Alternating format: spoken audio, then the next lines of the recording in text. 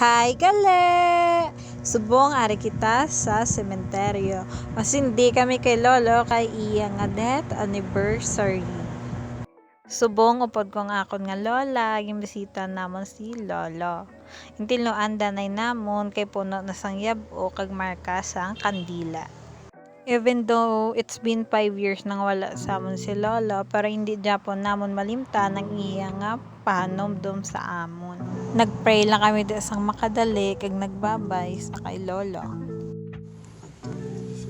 Pagkatapos namon sindi sa katilingban, naglakat naman kami ni Lola pakadto sa piya nga patio kay pangitaon namon ang pansyon sang iya nga mama.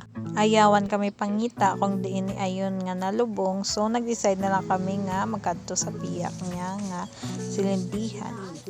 Sang nakita na namon, dayon ko na ini nga ging sindihan.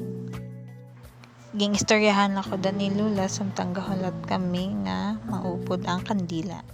Ang nabilin nga kandila, nag-decide kami nga sindihan na lang ini sa katilingban. Kaya ang iban di naman makita ang ilang nga lulubngan kag ngalan.